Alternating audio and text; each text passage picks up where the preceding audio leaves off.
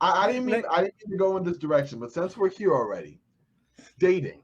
You have any tips? Oh, his head's Here we go. Meeting someone and kind of going from the hey, how you doing? I'm like the king of awkward interactions in general, but especially in the dating. dating Don't be shy. Okay. You see someone you have an interest in. Mm-hmm. Hey, how you doing? What's going on? Da-da-da. Damon, nice to meet you. Whatever. I'm from Philly. I live out in California. I live in Arizona. Where are you from? Women are women. I mean, I understand we're in the Me Too movement, so sticking your hand down their pants now is not exactly the same thing as it was 30 years ago. That's not where you want to go. Okay. But be you. Be polite, kind, nice, whatever, and you just let things roll. And if they show some attention back, then you roll with it. If they go, oh no, that's okay, no problem, whatever. Okay. Rejection is everywhere. I feel that part. I mean, Scott, I'm a 5'2" Jewish kid. Okay, trust me, I know rejection. I appreciate that. Thank you, Scott. On that note, have you been a person who can go like up in a grocery store and you see someone and been like, hey, if you're, I'd like your number. Would you like to go out sometime? Or have you normally been introduced to people through friends and things like that? Both ways. Yeah. Both ways. That's just been my life. I mean, again, when I was younger, I could say dating was much easier when I was 15 to 25. Because you're a young guy and, the movies are a little more fresh and things happen and they recognize and whatever. And okay, that's good. When you get a little bit older, then it's just kind of a weird thing. You kind of go this person or that person, whatever, and, I was married, I'm divorced 15 years now, whatever. I met my ex-wife. She was with the same agent manager I was with. And we kind of met that way and it just kind of happened, Okay. Yeah, I'm more of the online dating, but I'm trying to get out of that. I don't care what they say, the Me Too thing and all that. That's one thing. Yeah. They still want to have somebody hold their hand and give them a rose and open a door and be respectful. Yeah. You may or may not get a kiss goodnight the first time. That's just how that goes. But trust me, if they want it, they're going to let you know. Got you. See, I appreciate it, Scott. Thank you for that. I need some. Anytime. That's awesome. But I mean, okay, so now we're all four guys. Okay, I don't know who's watching the show, whatever, but I'm sure none of you did what I did the first time that I had a interaction with a woman in life. Okay. Okay. Most people, and I can ask all four of you, who did you call? A best friend, your dad? Who did you call? Best friend for sure. Yeah, best friend. Okay, go ahead. Guess what just happened? Oh, yeah, okay. Yeah, I guess you could say I told my best friend. Mm-hmm. Okay, best friend. Yeah, okay. So I got home. It was a Friday night. I get home 11:30. You called Richard. And I said to myself, "Oh my God, Richard's in Hawaii. It's only 5:30 at night in Hawaii. I got to call Richard." So I get home and I call Richard on the phone. And he was the greatest because never once did he say to me, hey, listen, I don't have time. Never did that to me. Mm-hmm. So I called him up and he's like, hello, because there's no caller ID back then or nothing, He's like, hello. I said, Richard, Scott. He's like, what's up, my man? I said, dude, I had some fun with a lady tonight. No, you didn't. I said, yeah, I did. He says, okay, you got to tell me what happened. I got a 45-minute lesson from Richard Pryor right then and there. That is Richard told you to put your Richard told you to put your fingers up to the phone. Oh no. Oh no. He was awesome. But it gave me the beginnings of an education of what to do with women. Right. Yeah. See, yeah. I didn't have a clue. The first time, nobody knows what they're doing. We just kind of do it and we just hope for the best, Yeah. And then after I got done talking to Richard, forget that, man. You were a pro. I wanted to go buy one of those bibs from Red Lobster, and just say, hey, I'm here, okay? I'm ready to go to Clamtown. Where the biscuits at? Oh, my God. He was the best. I feel you, though. Yeah, he was quite a character. For sure. That is cool, though. What a story. Wow. Did he ever tell you, do this every time. One of those. I still do this, right? There's got to be that. He said to me, listen, you know, after like the second or third or fourth or whatever, you know, he'd be like, is the woman happy? Is she satisfied? I said, well, I think so. He goes, thinking is not the right response. You have to know that you did your job, because if you do your job, she's going to be happy to do her job. You see, that's how it's got to work. You got to take care of the woman, and then you get taken care of. Okay, there you go. Wow. Yeah, that's some tips. I'm marking that in my mental notes too. But that's got to be after they say yes, okay? You know, you can't start that. Yeah. Of course. Of course. Oh man. Oh man. Yeah. We'll take him step by step. It's all right, Damon. Don't worry. We'll help you out here, brother. It's okay. For some reason, I kind of don't think you really have much of a problem in this area, just looking at you, but I could be wrong. I appreciate it, but no, I have many problems. And like that is a big, yeah, I think it's the talking part of it. Like, I don't know, or it's a series of unfortunate events. Like, okay, so for example, I did speed dating at a Comic-Con last. There, right there. You nailed the problem. What? No, I want to hear this. Oh. Yeah, Speed dating at a Comic-Con. Issue closed. Listen, online is weird, and in person I'm awkward as Sam. Like, I'm good with words, and then the stuff goes out. Anyway, I got a bunch of matches, fine, right? One person asked for a number during the event. Fine, we're good, we're talking, we're this and that. I had a hotel because I'm one of those people. It was in the area, but why not, right? So I bring up to the room. But I guess we had mixed signals because she thought I was going to bring her to the room. I left her outside because I was just coming to drop my books off in the room. So I dropped my books off in the room, and I said, okay, so what are we doing?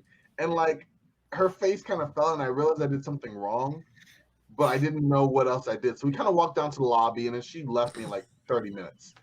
And then, like, later that night, she texted me. She's like, oh, I thought we were going to, like, have some fun, this or that. And I'm like, oh, well, how was I supposed to know? And, like, let's just say we never connected again. We talked about it.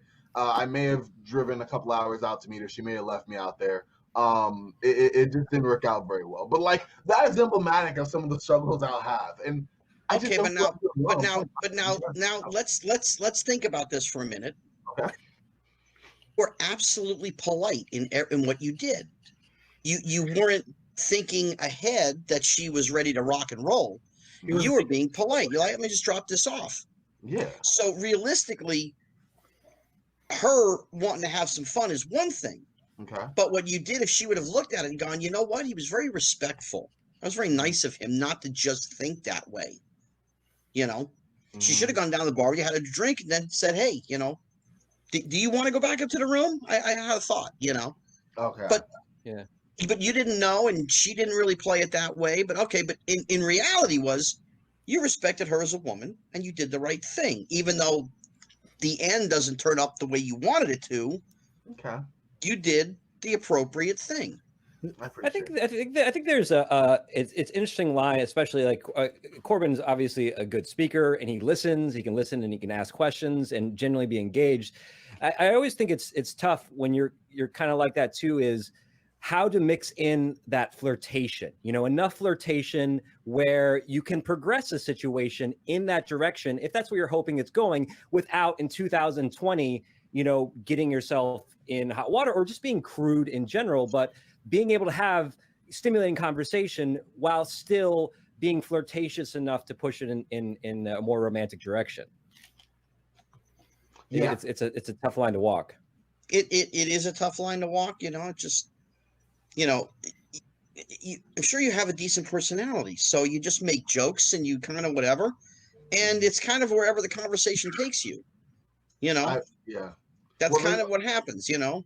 So how many? I have a joke, and this is great for Damon. Okay, because we're the exact opposite. Okay. Okay. I'm listening. I'm ready. My last name, of course, is Schwartz. Okay, and I'm Jewish. Now, if you know the meanings of Schwartz in German or in Europe language, it's Schwarz. The equation is black. That's really Schwartz is black. That's what it means. That's the meaning of Schwartz. So I tell people, listen, I'm definitely Schwartz from the waist up, but I'm Jewish from the waist down. Little Schwartz in the shorts. So I can give that joke to Damon, and he can do it in reverse. I don't care if you're Jewish or not. Tell him you're Jewish, for God's sakes, and tell him, because you're Jewish from the waist up, but you're Schwartz from the waist down. It's perfect. It's Mel Brooks humor. Come on. Yeah. Now, if you tell a joke like that, and the girl goes, "Oh, that's nice, dude, you're barking up the wrong tree." If she starts laughing, you've got a fish on the hook. There you go. Okay. Make sure she goes to temple so she gets that joke. Oh man, I mean, between that and yeah, okay. That joke is committed to memory now, though. I need. That's my joke. Thank you. You get the credit, of course. Afterwards. Afterwards, yeah. After I got that joke. Yeah, we were watching them. I talked to him. I got advice from him. This is going in my This is a record. You and Scotty need to exchange numbers so he can be your Richard Pryor, so you can call in and tell him whether his joke worked or not. Oh my goodness! How many interviews have you done where you've actually given relationship advice? This may be the second one all time, maybe. But listen, I'm comfortable in any conversation. I'm older than all you fuckers. I think I'm old enough to be most of your fathers, for God's sakes. We're pretty damn close. I'm going to see Damon's probably late 20s, 26, 27. Almost 25. I can be your father. Go ahead. Give me somebody else's age. 35. I'm 36. 36. Now I'd have to have been a really young father. 19 or so. But I'm on that, I'd have to be a really young father. But, right there. It's age, years, and experience. That's all that it is. It's all good. Hey, I'm appreciative. I'm telling you right now. Thank you. Oh man, now to find a celebrity for some kissing advice. Then I'll be set. Kissing advice. Yo, just go on Pornhub and type out kissing, or go. There's places on the internet to get that, Corbin. No, I bet you Richard Pryor gave some really good kissing advice. No, not kissing advice. I think there's some things that a man has to figure out for himself, and I think kissing might be one of those. Well, you could do the Sam Kinison A, B, C, D. You can do the alphabet, but that's not going to help you with kissing there. You got to just kind of, you just kind of come up with your own style, man. Follow their lead. Just whatever seems natural, just go with it, man. No, okay. I've been trying like maybe the last 2 days. I have zero chemistry on there, but I will continue to go at it. Yeah, it's a mess. It's a tongue. Why is he laughing so hard? Damon, this poor bastard, is over here asking for sincere advice. He's falling off the chair. I'm telling you, man. It's funny to me. It's a mess. And my issues are well reported here. That's why I'm grateful for the help, because these guys hear it. I told them in the chat about a recent bad experience this past week. I'm going through it. I need it. So shameless help here, but thank you. It's all good. Thank you, sir. Yeah. And like we were talking about, Scott talked about the idea that, the reason people connected with him is because he asked questions and asked for advice on things. So that's the first step into building a relationship. There we go. That's true. Well, communication is definitely the key. You've got to find somebody that you mind meld with, that thinks semi the same way you do, has similar beliefs than you do. Doesn't necessarily have to be the same religion, Yeah. Because I've dated Jewish women, I've dated non-Jewish women. It's like, okay, it's kind of one of those, all right, whatever, And there's a lot of people, Catholic, Christian, and not, most people, because the numbers are Catholic or Christian, and I try and tell them they're all Jews. Because really, Jesus was Jewish. I don't care what color it is. And honestly, Damon, I really hope that they make Jesus a black man. Because the blacks love the Jews and the Jews love the blacks. So let's go, man. What's the difference? Just make it work. Listen, you're right. No arguments on this guy right here. He definitely wasn't white. That's for sure.